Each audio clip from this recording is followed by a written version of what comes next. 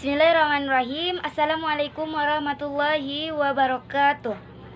Hari ini melalui video ini kami akan menyampaikan materi mengenai metode pembelajaran teaching and learning.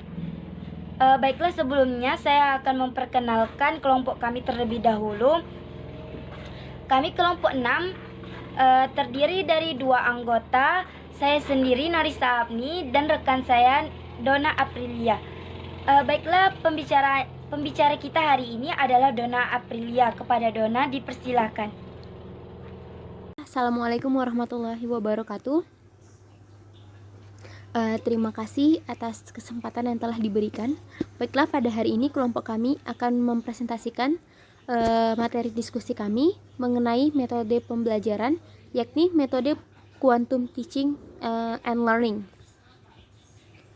Baiklah, boleh diperhatikan, metode quantum teaching and learning adalah suatu cara mengajar dan belajar dengan nuansa yang menyenangkan yang dikelola oleh guru dalam menciptakan suasana yang meriah, menyenangkan untuk membangkitkan motivasi siswa dalam menerima materi pembelajaran dengan cara guru itu berusaha membawa siswa untuk masuk ke dalam dunia guru dan guru berusaha untuk masuk ke dalam dunia siswa. Jadi, metode pembelajaran kuantum ini sejatinya adalah metode pembelajaran yang memanfaatkan setiap unsur yang ada pada peserta didik dan lingkungan yang di sekitar peserta didik di dalam kelas tersebut, sehingga pembelajaran di dalam kelas itu menyenangkan, hidup. Semuanya bertindak di dalam kelas berdasarkan metode quantum teaching and learning ini. Karena metode quantum teaching dan learning ini itu tujuannya ingin meningkatkan semangat dan motivasi siswa dalam belajar, menumbuhkan percaya diri siswa dalam belajar, dan menumbuhkan keterampilan, mengeluarkan keterampilan-keterampilan yang dimiliki oleh setiap siswa di dalam proses pembelajaran. Nah, pembelajaran quantum teaching dan learning ini itu asas utamanya, bawalah dunia mereka ke dalam dunia kita dan antarkan kita sebagai seorang guru ke dunia mereka. Maksudnya asas ini mengingatkan kepada setiap guru pentingnya memasuki dunia peserta didik sebagai langkah pertama. Jadi, jika kita ingin paham metode yang bagaimana yang tepat gitu untuk kita gunakan biar materi yang kita sampaikan itu bisa dimengerti dengan baik oleh mereka, jadi kita itu sebagai seorang guru itu harus masuk ke dalam dunia peserta didik. Setelah kita paham, maka kita akan berusaha untuk menyesuaikan bagaimana cara menyampaikan materi yang tepat biar peserta didik ini mudah menerimanya gitu.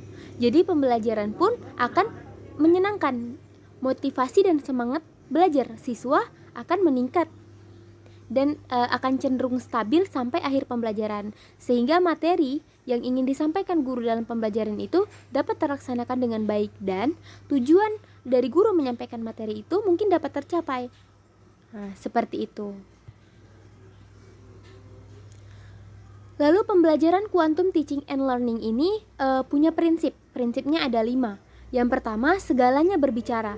Nah, dalam pembelajaran quantum teaching and learning, guru itu mengusahakan agar setiap unsur siswa-siswa yang ada di dalam kelas itu mampu untuk berbicara, mampu untuk saling berkirim pesan, mampu untuk hidup dalam pembelajaran, mampu untuk aktif dalam pembelajaran. Nah, yang kedua, segalanya bertujuan. Nah, di dalam kelas itu baik guru maupun siswa itu punya tujuan. Guru tujuannya mendidik, mentransfer ilmu yang dimilikinya, menyampaikan pembelajaran yang sudah menjadi kewajibannya kepada peserta didik hingga membuat peserta didiknya menjadi paham terhadap apa yang disampaikannya. Nah, kalau peserta didik atau siswa juga mempunyai tujuan, yakni datang ke sekolah untuk belajar mendapatkan ilmu yang diberikan oleh guru. Jadi, pembelajaran quantum teaching and learning ini kedua pihak, baik guru maupun siswa itu sama-sama mempunyai tujuan, dan tujuan guru itu harus tercapai sehingga siswa dikatakan mampu memahami materi yang disampaikan oleh guru. Lalu yang ketiga, pengalaman sebelum pemberian nama. Jadi, dalam pembelajaran quantum teaching dan learning ini, dalam pembelajarannya tuh guru pertama itu berusaha untuk mengaitkan pengalaman dari peserta didik dengan materi yang akan disampaikan. Jadi si guru ini bertanya dulu, anak-anak, apakah kalian pernah melakukan ini? Dan ketika mereka paham gitu, mereka pasti akan tahu apa yang disampaikan oleh guru itu. Lalu yang keempat, akui setiap usaha. Nah, ketika peserta didik telah berusaha di dalam kelas, telah berhasil di dalam kelas, telah berani untuk mencoba, itu akui usahanya dulu. Biar mereka itu motivasinya tuh semakin tinggi, mereka merasa dihargai dan lebih percaya diri. Karena berdasarkan survei, lihat di lapangan, itu jika mereka diakui setiap usahanya, mereka akan terus berusaha untuk lebih baik lagi.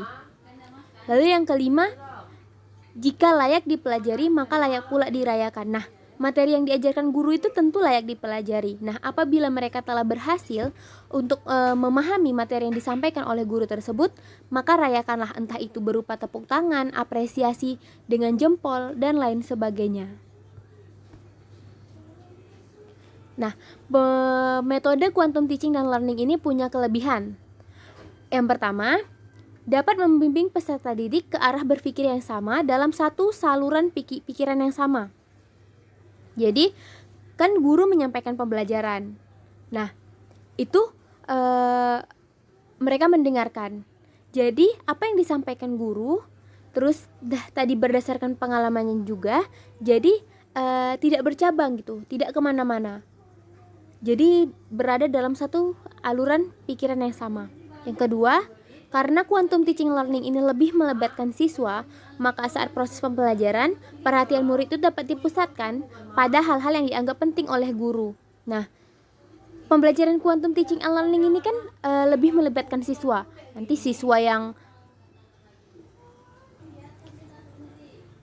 jadi dalam pembelajaran quantum teaching ini lebih melibatkan siswa. Nanti siswa yang intinya di dalam pembelajaran itu siswa itu terlibat aktif. Yang ketiga, karena gerakan dan proses pertunjukan menjadi kegiatan pembelajaran, maka tidak perlu keterangan-keterangan yang banyak. Nah, di dalam pembelajaran itu dalam pembelajaran metode quantum teaching and learning ini, itu siswa diharapkan dapat aktif, baik dengan pikirannya maupun gerakan tubuhnya. Keempat, proses pembelajaran menjadi lebih nyaman. Yang kelima, karena model pembelajaran kuantum membutuhkan kreativitas jadi seorang guru, maka itu merangsang keinginan siswa untuk terus belajar. Maka secara tidak langsung, guru juga terbiasa untuk berpikir kreatif setiap harinya. Yang keenam, siswa dirancang untuk aktif mengamati, menyesuaikan antara teori dengan kenyataan dan dapat mencoba melakukannya sendiri. Yang ketujuh, pelajaran yang diberikan guru mudah diterima dan dimengerti oleh siswa. Selanjutnya, setiap metode itu pasti mempunyai kelemahan. Dan begitu juga dengan metode quantum teaching dan learning. Di antara beberapa kelemahannya, satu, model ini memerlukan kesiapan dan perencanaan yang matang, di samping memerlukan waktu yang cukup panjang. Fasilitas seperti peralatan, tempat, dan biaya yang memadai tidak selalu tersedia dengan baik. Karena dalam metode ini ada perayaan untuk menghormati usaha seseorang, bisa jadi itu mengganggu kelas yang lain. Terus banyak memakan waktu dalam hal persiapan. Dan yang terakhir, model ini memerlukan keterampilan guru secara khusus. Karena tanpa ditunjang hal itu, maka proses pembelajaran tidak akan efektif. Nah, jika kita mau menerapkan metode quantum teaching and learning, itu ada rancangannya gitu. Nah, langkah yang ditempuh itu biasa disebut dengan tandur. Tandur itu merupakan akronim dari T untuk tumbuhan, A untuk alami, N untuk namai, D untuk demonstrasikan, U untuk ulangi, R untuk rayakan. Jadi 6 poin ini jika dilaksanakan, maka pembelajaran metode quantum teaching and learning itu dapat berlangsung dengan efektif. Baiklah, di sini kami akan memberikan implementasi contoh penerapan metode teaching and learning di dalam kelas. Melalui diskusi hari ini akan ditampilkan di mana guru menyampaikan materi pembelajaran mengenai sholat. Selamat menyaksikan. Ibu guru masuk ke dalam kelas membuka pelajaran seperti biasa. Nah, jadi guru masuk, mengucap salam, menanyakan kepada siswa kabar, lalu absen. Dan jangan lupa berdoa, seperti pembukaan seperti biasanya. Nah, ibu guru lalu berusaha untuk menumbuhkan minat belajar siswa dan berusaha membuat siswa penasaran dan tertarik dengan materi yang akan diajarkan.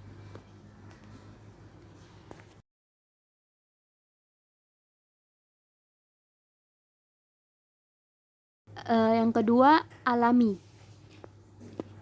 Guru meminta siswa untuk menceritakan pengalamannya mengenai sholat. Nah, jadi dalam pembelajaran nanti guru meminta beberapa siswanya untuk maju menceritakan pengalamannya ketika sholat.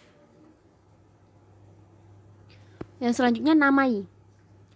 Nah, setelah tadi siswa itu udah merasakan bahwa dia telah mengalami, telah melakukan hal yang berkaitan dengan materi yang diajarkan, selanjutnya guru menulis beberapa keyword di papan tulis yang nantinya akan dinamai oleh peserta didik tadi. Selanjutnya, demonstrasi. Nah, setelah peserta didik tadi mengisi keyword yang dibuat oleh guru di papan tulis, selanjutnya itu guru meminta siswanya untuk mendemonstrasikan tentang materi yang diajarkan, dalam hal ini sholat. Jadi nanti ada satu siswa yang maju ke depan atau beberapa siswa mempraktikkan bagaimana gerakan-gerakan di dalam sholat. Di sini semua bergerak, ikut aktif dalam pembelajaran, baik itu intelektual, pemikiran peserta didik maupun gerakan tubuh, semua digerakkan. Itu otomatis siswa itu akan aktif dalam pembelajaran. Selanjutnya, ulangi. Nah, guru meminta siswa untuk menyampaikan ulang apa yang telah dipelajari pada pembelajaran hari ini mengenai sholat. Nah, jadi nanti akan ada siswa yang maju ke depan memaparkan apa yang telah ditangkap di dalam kepalanya mengenai pembelajaran yang telah disampaikan dan telah dialami bersama-sama di dalam kelas. Selanjutnya, guru bersama siswa lainnya merayakan atas telah terlaksananya pembelajaran pada hari ini. Nah, dalam hal ini rayakannya mereka saling bertepuk tangan, merayakan keberhasilan yang telah mereka capai dalam pembelajaran. Jazakumullahu khairan katsiran.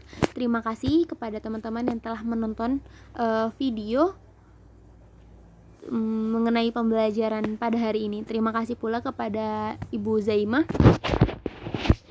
Demikian presentasi